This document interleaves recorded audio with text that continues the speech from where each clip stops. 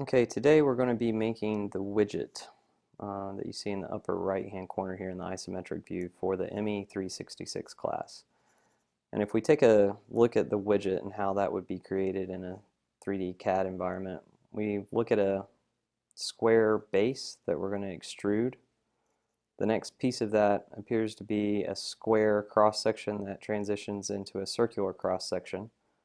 So that would be a natural loft. And then we have a circular kind of sweep to create this arc going up to a triangular extrude. And then the top is a natural revolve type of a geometry. So those are the various techniques that we're going to use today in SolidWorks to explore the creation of the widget. So if we transition over to our SolidWorks environment, this may be what you see when you first open up the SolidWorks system. You may have a banner going down the right hand side, and what we'll do is just start a new document, and so a dialog window will appear that will ask us if we're doing a part or an assembly or a drawing, and for this particular case we'll be doing a part, so it's already selected, so we say OK, and then we can drag this out of our way to be able to see what we want to see. And then if you'll notice, there's a few things in terms of the SolidWorks design environment. You'll see a lot of applications up in the top banners. These can either be for features to extrude or revolve or extrude or whatnot, to create a new sketch and do various things within the sketch. And then you may have various different other applications and add-ins that are on your computer. And it may vary from computer to computer. So it just depends on what add-ins you've already activated. For today, we'll be focusing on features in Sketch primarily. Another thing in terms of setup is that the design environment has an origin with an already defined XYZ coordinate system, along with pre-existing right, top, and front planes, which if you hold down shift you can see all of them there surrounding the origin. So that's the reference frame that we'll want to be aware of and maintain for the creation of this part. Also, something that you may want to check out for the creation of the part is your units that you're working in. And so we were on custom, so we'll want to change for this project to inch, pound, second. So we'll click that. Another option for making that setting is up in options, which looks like a gear at the very top of the system. And you can see that there's various different things we can change within the system. For example, the sketch, one checkbox that you want to make sure that you have checked is auto rotate view normal to the sketch plane on a sketch creation. So when we create a new sketch, you'll see the part turn so that we're looking normal to that plane, which is very useful. If you go under document properties, you can go down on the left hand side to units and make sure that there it's also in inch, pound, seconds, and those two should coincide. So it looks like that was already set for us, so we'll exit out of that.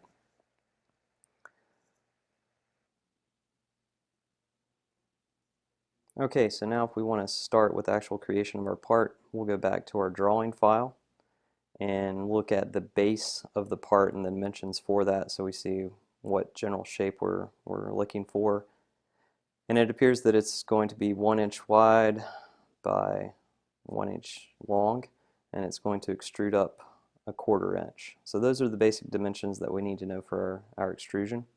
If we go back over into SolidWorks, we want to make that extrusion from the top plane centered at our origin. So we'll right click on the top plane, and you see that there's some options open up for that. The first one on the left is to create a new sketch. So we'll click new sketch, and you see that it just rotated so we can view that. And we want to start off with a rectangular sketch from the center, so we'll click on center rectangle. And then it's important that we want to center that rectangle about the origin. So we'll hover over the origin, and you see the yellow indicator saying that it is coincident with the origin of the part. So we'll click there and then drag out a rectangle to a given dimension, and it really doesn't matter at this point what that dimension is. So we've created our rectangle, and we can click the check mark to say that it has been created. And then we want to dimension that part. So we can go into Smart Dimensions, click on this top line, and drag that a little far away from the sketch. And then we want that to be 1 inch long, so we'll enter in 1. And if you'll notice, some of the edges turned black, and that means that those geometries are defined. So the distance from that line to that line has been defined. But a lot of it's still blue, which indicates that it is not defined. And you'll see down on the bottom it says underdefined for the sketch. So that's important. We want to make sure that every sketch that we use is fully defined. So we'll want to make sure that we, for this rectangle or the square, we want to make sure that we define the other edge. So one way of doing that is just to click on it and put the dimension out there, and we can enter in 1. And as you notice, it turned into a square, and it's fully black, and down here it says fully defined. And so that works out really well. Another way of doing that, and so if we hit Control Z, we can go back to where we were, which is an important thing to remember for this program. If we look at that, now we can get rid of this dimension. Oh, and this is a case where I got rid of that dimension and the entire part grew. And so if you ever find yourself in a situation where either the part is way too big, obviously you can zoom in and out on the part, or you can click this button up here that says Zoom to Fit. So that's what we're going to click there, and it'll fit the screen. So if you ever lose track of where your part is, you'll want to make use of that. So we have it at 5.44. Evidently it went too far back, so we'll just click on that to modify that back to 1. I hit Control Z too many times. And then if we click off to the side and get out of dimensioning, we can click on the top line and then hold Control down. And so now we've selected our 2 lines, and this banner comes up on the left-hand side that lets us start defining relationships. And so we want those 2 dimensions to be equal. And so we click on the equal sign down there on the bottom left and click OK. And now if you'll notice, if I zoom out, we only have 1 dimension on that part, but it is fully defined because, as you see in green, those 2 sides are now equal. So that sketch is fully defined, and we can exit the sketch. And so we have 1 sketch fully defined, and now we want to use that sketch to extrude. So we'll go up to Features, and we can extrude that piece, and you see that it rotates it around so we can see it in 3 dimensions. And as we learned from our drawing, the distance that we want to extrude is 0.25 inches, so we enter that in the distance there, and then hit check, and now you see that we have a part. And you can zoom in and out on this part, and if you notice, the location of your mouse matters. So if I zoomed out and I happen to move my mouse off to the side up here in the corner and I start zooming in again, I will zoom in about the location of that mouse. So you can very quickly find yourself away from your part and you can lose your part. And this is a good button to have as your friend. You want to zoom to fit, and that'll just bring your part right back into the screen, and then you can start manipulating it there as well. Another thing to think about for this part is it doesn't have a material assigned to it yet, and as we discussed in class, for solid modeling we can assign certain properties to this material. So if we right click on the material, we can edit the material, and a dialog box pops up with various different materials in it. We don't want steel. For this particular one, we'll select an aluminum alloy. We can go down to 6061, which is a fairly common aluminum alloy, and you can see the various different properties of it there. And so then we can hit apply, and actually what I'm going to do is drag this window out of the way, and as soon as we hit apply, you'll see the color of the model change. So now it changed it to aluminum, and we hit close. The color doesn't always change. If you want to play with the appearance of the material or of the part, you can go under appearances, and for instance, if we go under metal, we can have it shiny like chrome. And so what you'll do is hover over that drawing or that picture, drag it onto your part, and then it'll ask you if you want the body of the part to be to have that appearance, if you want the entire part to have that appearance, just the extrude, or just that face. So we'll select the entire part. And if you notice, it didn't change that much. But if we rotate it around, we can see that it does have some luster to it in certain lights. So that can be useful, especially as you're doing various different designs. So we've made our first part of the extrude, and we'll go back to our picture and look at it.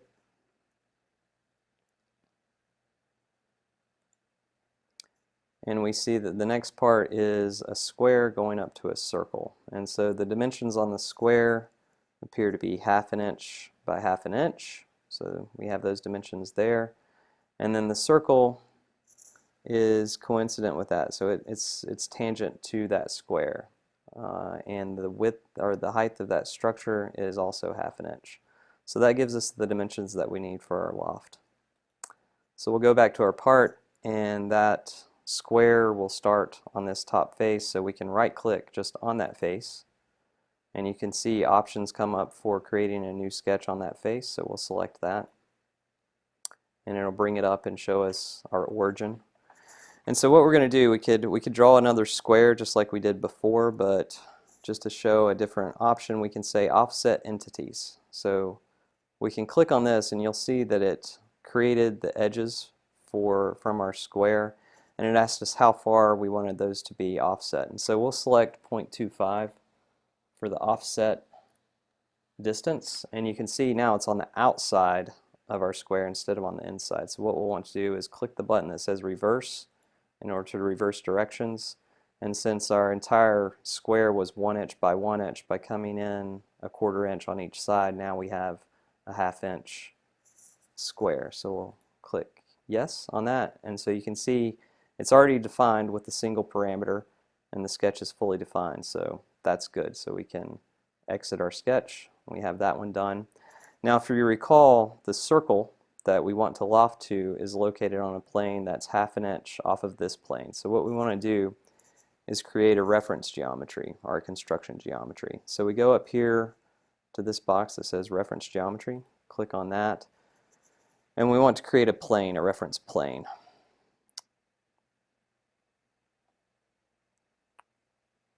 Okay, so the dialog box will show up that will ask us to first give a reference. So it'll give you instructions here, select references and constraints. So we'll select our first reference. We want it to be from this plane a certain distance. So it'll ask us for the distance that we want to stand off, and we'll highlight that and tell it 1/2 inch. So it'll create that plane above, and so we'll say yes. That's the plane that we want. So now that we have that plane created, we can click under plane 1, right click on it, and create a new sketch on that. And in this case we want a circle located right at the origin. So we'll go up under the sketch entities to circle, and there's various options there. We can do a center circle or a perimeter circle. We'll do a center circle. Bring here, and you can see with the yellow highlight, again it's coincident with the origin, so we'll click on that, drag out to create a radius, and we'll get close. We don't have to get exactly on it because we're going to set that relation up later. So we've created that circle, so we'll hit escape. And now we could dimension it to be exactly 1/2 inch, but let's use our relations. So what we're going to do is click on that circle and then hold control down and click on the square behind it, and you'll see that it'll allow us to define relations. And so if we just click on tangent, that circle will be automatically defined, and as you see, it's fully defined by the underlying geometry. So it's turned black, so everything's in good shape. So we'll exit that sketch, and so now we have our square and our circle for our loft, and this plane 1 is really just there for construction purposes. So we can right click on plane 1, and there's a little option there to hide that plane because we don't want it in our way. So now we have our 2 sketch planes, and we can do a lofted boss or a base. And so under features you click on lofted boss or base, and it's going to ask you for profiles. So we'll click on the first profile there, and as you see, it filled it in as sketch 2. Then for the second profile we'll click on sketch 3, And as you see, it just created the loft between the two sketches. And these control points you can move around as you desire, but they look good to us, so we'll go ahead and click yes, and as you can see, the loft got created. So this is probably a good time to save. We've done a lot of work, so we'll go up here to save and save our part on the Google Drive, put it in our class. And so I'll call this part, I already have a widget, so I'll call this part widget ME366, and I'll hit save.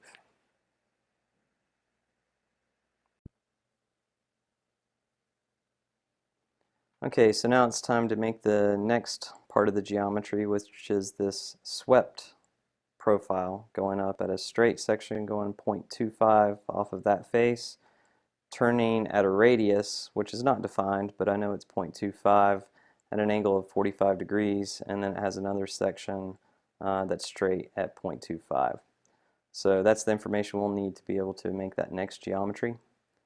So we'll go, the circular cross section is off of this face, so we'll click on that face or right click on that face to get up our dialog box, and we'll click on new sketch. We'll go for another center point circle. Make sure that you click on that origin and then drag it out at the appropriate distance, and we'll dimension that sketch at 0.25 for the diameter. And since we centered it at the origin with that single dimension, we are fully defined, so we can exit that sketch. And then if you recall the sweep, if we want to sweep that up and away, we need a profile to sweep that along. So we'll do that sketch on the front plane. And if I back out, you can see the front plane a little more clearly. So I'll click on the right click on the front plane, click on new sketch. It zoomed up a little too close, so I'll back away a bit. And then the first segment of our sketch for the profile, or for the pathway, sorry, is a straight line. So we want to make sure that we center up again off of that center point, come perpendicular, and you can see the that it snaps to that grid that's perpendicular to the surface. So we go up about a 0.25, create our straight section, and then if we move away from that point, you notice that it's expecting us to do another straight line. But we want to do an arc. So if we back up toward that point, not pushing any buttons, and then back away again, it gives us the opportunity to make an arc. So that's what we want. We'll click on that. And then again, if we just move away from it, it's expecting another straight line. And if we click, or if we let it rest over that dashed line there, it assumes that we want to make that tangent to the arc, which is exactly what we want to do. So we'll click on that and finish our sketch, hit escape. So now we have our line segments defined. We'll dimension those, are created, they're not defined yet. We're going to do that now. So that one's 0.25 long. Our arc has a radius of 0.25 as well. This line is, whoops, I've hit too many things, so I'll just hit escape out of that. Click on that line, and you notice, be careful here, the length of the line versus the horizontal projection. If you drag out at a different angle, it'll change how that's dimensioned. So you want to make sure that you're still in line with the coming out directly perpendicular to the line, and type in 0.25 there. And if you don't like where that is, you can drag it farther away or closer. Doesn't really matter, or even up above. Okay, so we'll back out a little bit. Now you notice that it's still not fully defined because we haven't defined the angle between these two lines. So we'll click on that line and the other line, and we knew that our internal angle was 45 degrees, so that means that this is 180 minus 45, which is 135. And then we see that we are fully defined in that sketch, so we'll exit our sketch. And now we have, we'll zoom in, We have our profile that we're going to sweep, and we have our sweep path defined. So we're ready to do a sweep boss base. So you notice sketch 7 was already selected, so we'll click off to the side to make sure that nothing's selected. And then we'll click on sweep boss base, and it's asking us for 2 sketches.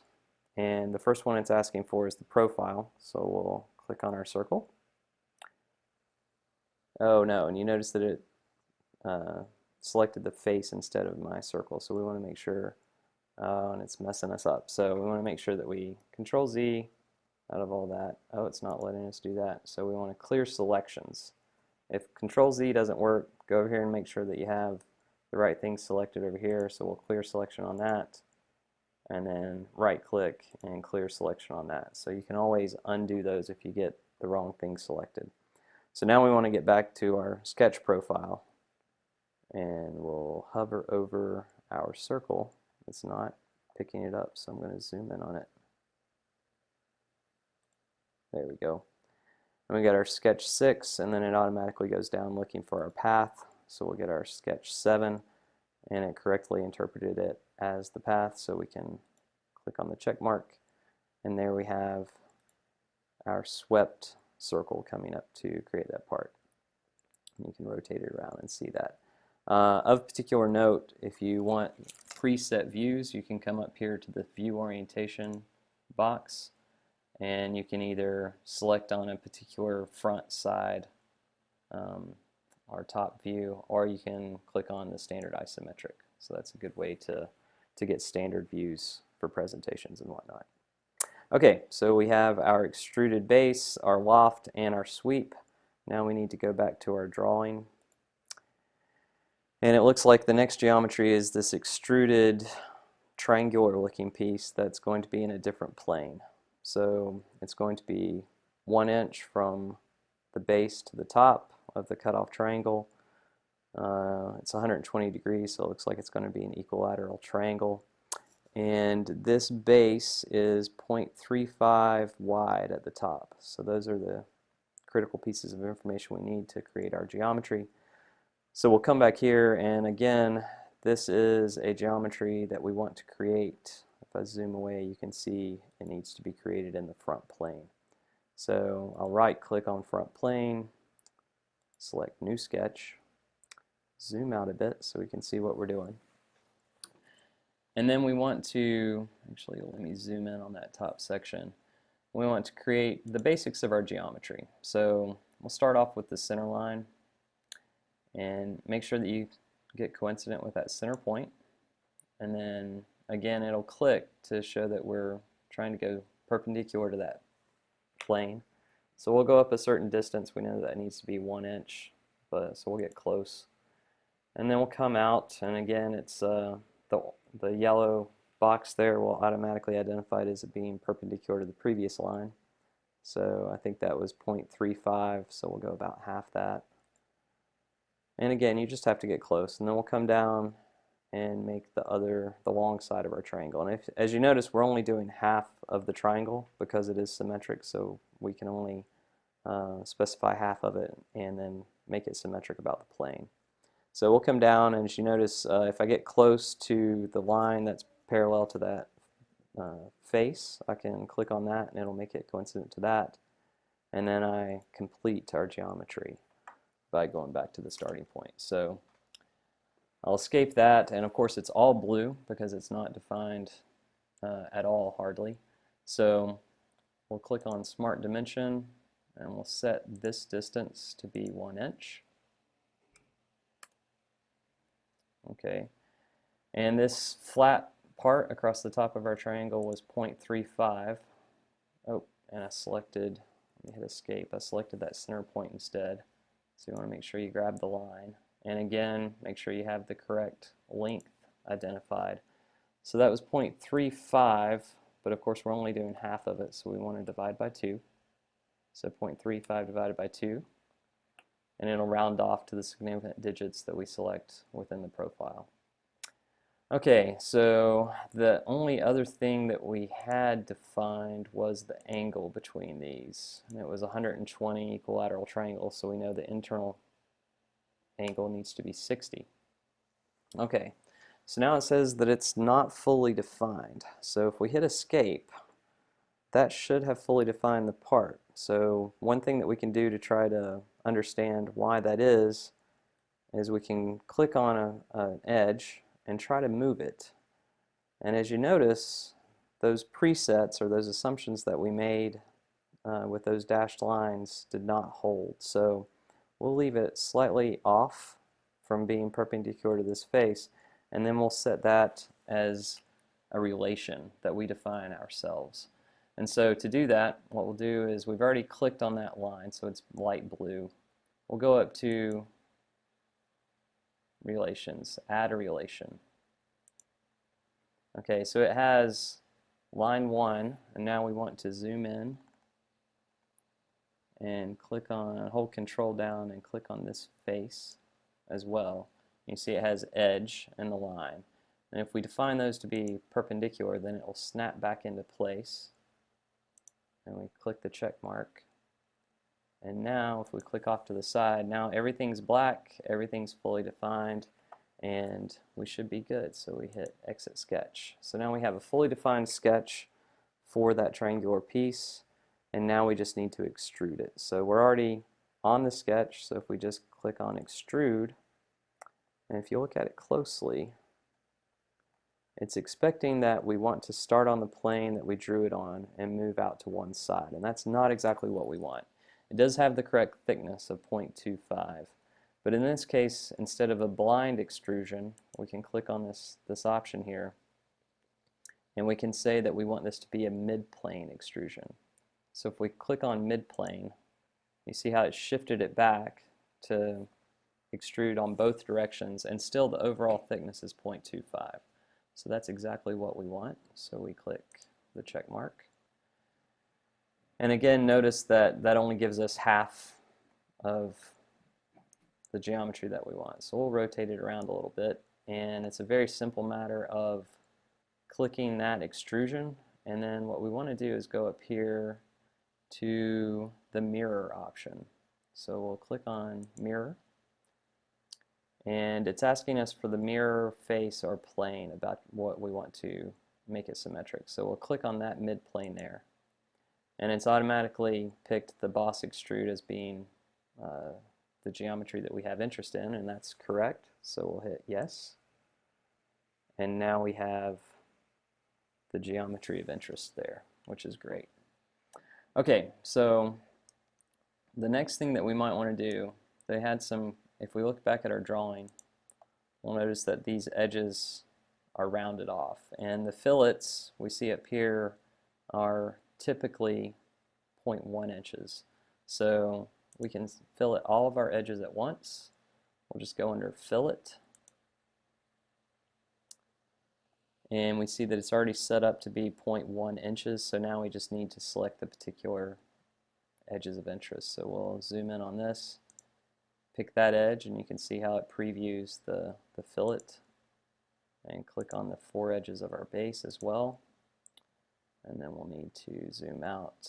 Oh, we can pick that one off. Okay, so then we may need to rotate it around to get that back edge. Click on that. And there we have all of our fillets defined, so we can click yes, and there we have our widget being created. So it's a good time to save again.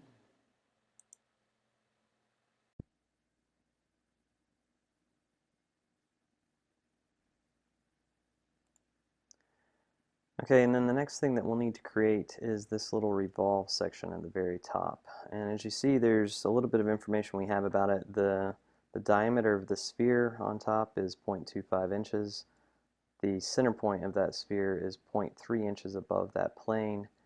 And then the cylindrical part that intersects with the sphere is 0.23 inches tall. So that's all the information that we'll need in order to create that revolve section. So we'll go back into SolidWorks. And just to demonstrate one of the capabilities of SolidWorks, this line over here on the far left banner is the current build status. So we can actually drag that back in time if we want to get to a previous incarnation of our part. we'd like to put a point on this line at the midpoint of this line up here, and that front plane, if we zoom out, we can see that the front plane bisects that exactly. We can rotate it around to see. And so on the front plane we can actually create our revolution axis as well as the point on that front plane. And so we'll open up a new sketch on the front plane. As you see, it rotates back around, so we can zoom in on that upper point there. And if we put a point that's coincident with that edge, we see that it's by necessity on the midpoint of that plane, since the front plane intersects that line. So we want to make sure that the relation's set, and if we want to just verify that completely, we can click on that point and then holding control down, click on that line as well, and just make sure that those are coincident. They're already there. So we know that that's the midpoint of that line. And then we want to create a revolution axis. So we can start on that point and just draw it up here. It's kind of hard to get the perspective right. But we want to make sure with that point, or with that line rather, that we define that for construction and then make it an infinite length, and that's going to be our revolution axis. And if we view just in the front plane of this part, we can see that our revolution axis doesn't go exactly where we want it to. So we want to make sure that we fully define that with respect to the geometry that we already have. And this is where it's convenient to have this plane here that's already bisected. So what we'll do is, having that line selected, we'll hold control down and select this line, and we want to make those collinear, at least in that plane. So again, recall that we're doing all of this in the front plane. So now we've straightened up that axis. So we'll zoom in on that. Click yes on that, and now you see that our revolution axis is fully defined. So that's a good place to start. So now we want to think about the part that we're going to revolve, and we'll start with that top spherical portion. And we don't want the full circle, we just want an arc. So we'll do a center point arc, and we want to make sure that the center point is on that axis of revolution, and then we'll pull that up to the top and then pull our arc down just a little beyond halfway. And so the first thing that we want to do is fully define what that arc is, and we have enough information to do that. So we'll smart dimension the radius of that arc. We know that it is, the diameter is 0.25, so 0.25 divided by 2. So that sets the radius of that arc. We also know that our center point of the arc is going to be 0.3 inches off of that plane. So we'll enter in 0.3. Zoom out a little bit so we can see it.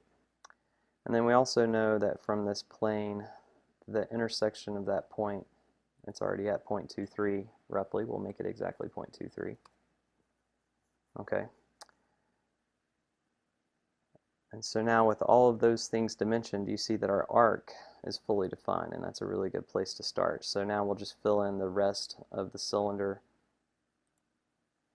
that connects to that arc. So we'll start up at the top, click on that point, come down to the center point, and then come over a distance, doesn't have to be exact, and then connect up the dots. So clicking escape, you see the one line that's not fully defined on this is that line coming down. So we'll click on that, holding control down with the center axis, and we'll make sure that those are parallel. Snap that over in place. And now with that defined, we see that our upper revolution is completely defined for our sketch. So we'll exit the sketch, and then having the sketch still defined, or still selected rather, we'll go up to a revolved base for our feature, select that, and it automatically picked our axis of revolution and selected the right geometry since we had it selected, so we can just hit accept on that. And then we can back out and see that, okay, we've got our revolution part defined, but all of this other geometry that we created before hasn't been. So if we wanted to go over to the left banner and drag our timeline down, it will rebuild all that and give that geometry back to us. So if you were looking at the geometry tree or the design tree, it would look as if we, in time, put that revolve structure in before we mirrored and before we created the fillets, even though we know in time that's not what happened. But it may be useful at times to go back and grab a geometry that is no longer there. So that's a good way to go back in time. All right, so we'll save our part, and then we will move on to the next geometry in our part, and it looks like the only thing that we're missing are those holes, and it looks like the holes are spaced 0.74 apart in a square pattern, and they're number 2 countersunk holes. So that's a fairly simple thing to accomplish in SolidWorks. If we look down at our base and we go into a nice little application called the Hole Wizard.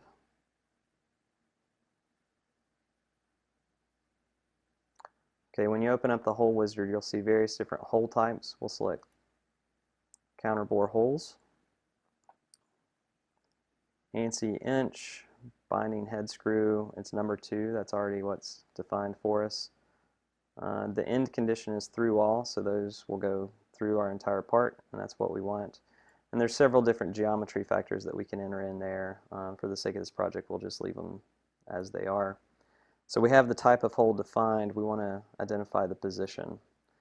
So the instructions on the position tab are to select the face for the hole or the slot penetration, and we only want them on one face, so we'll go over here and select that face, and you see a line version of the hole shows up. So we'll just drop those roughly where we want them to be.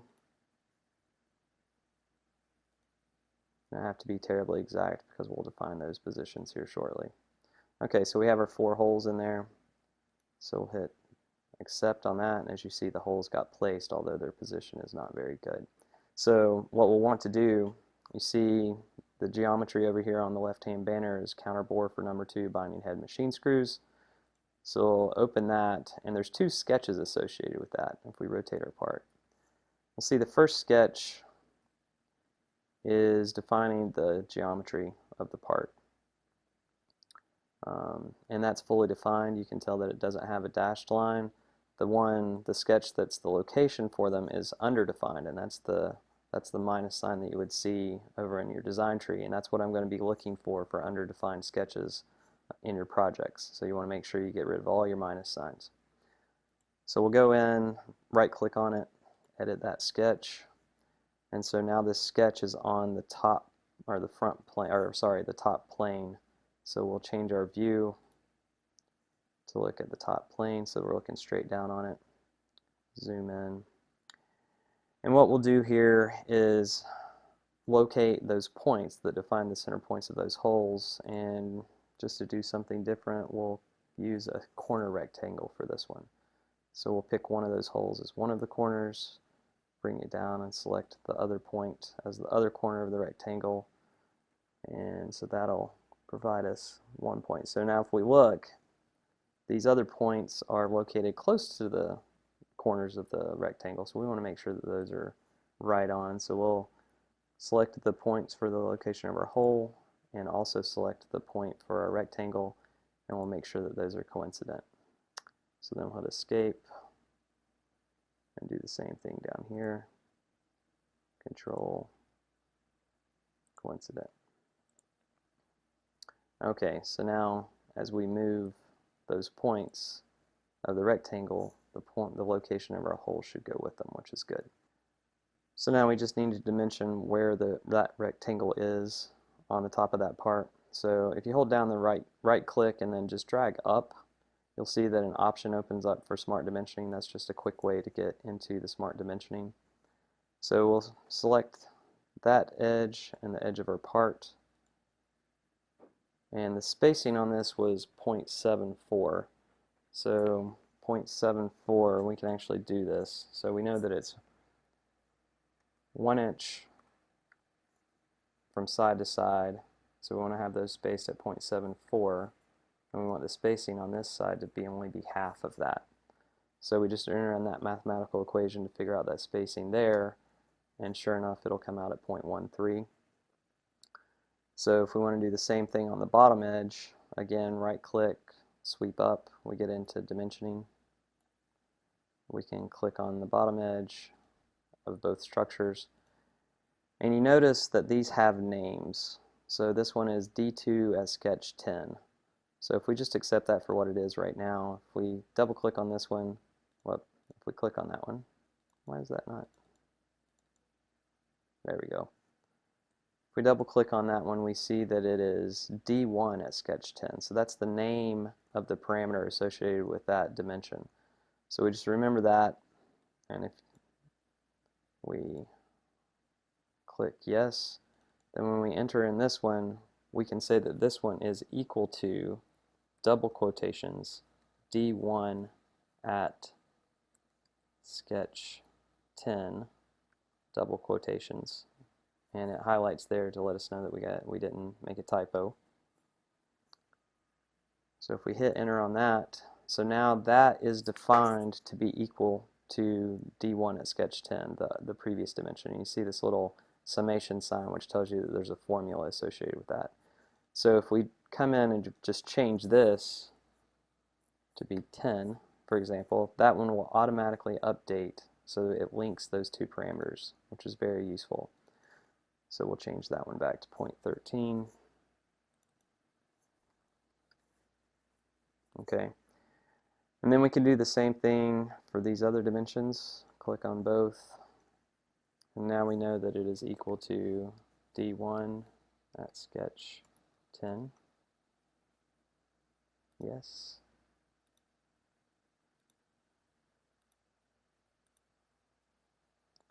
Is equal to D1 at sketch 10. And now the location of our points are fully defined, and the sketch is fully defined, so we can exit that sketch. And now the holes in our part are fully defined and located where we want them to be. So we can back out from that and see the completed geometry of our part. Again, this is a good time to save.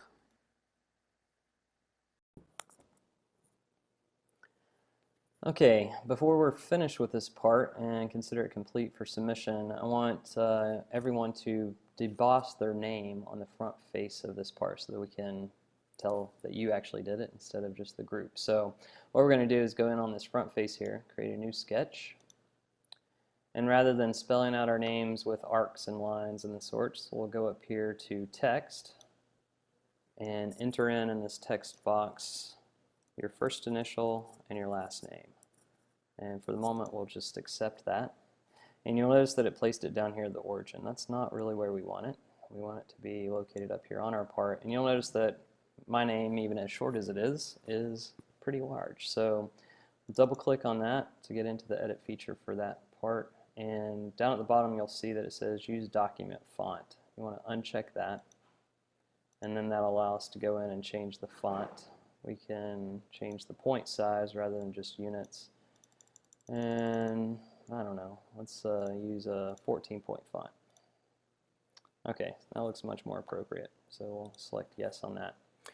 And then I don't like it just kind of hanging out there in space. So let's say that we wanted to orient this in a different way. So we'll need to create a construction line, and we'll make that for construction. We'll just bring it in here and set a line up, hit escape, make that, see, go to dimension. I'll make that about 1 inch long, 1 inch. And then let's have it centered. So let's create another line that is from this midpoint to the midpoint of that line.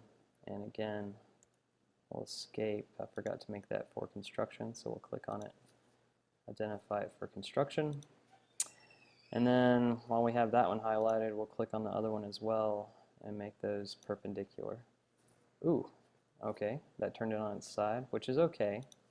But what we also want to do is make this line and this base parallel, and that should straighten us up. Okay, so we've got that set. Now we want to make my name, let's see, we want to double click on the name.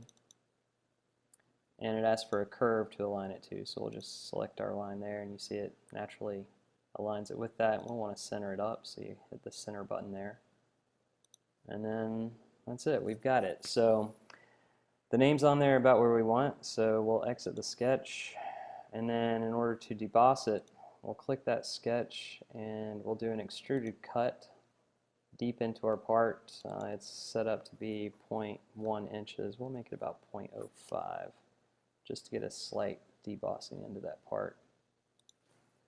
Click yes, and there we have it. Our name is debossed in our part. So what you want to do for submission is just take a screen capture of that part with your name debossed on it and submit the screen capture of that part with your name on it to Canvas as a PDF, and then you should be good to go.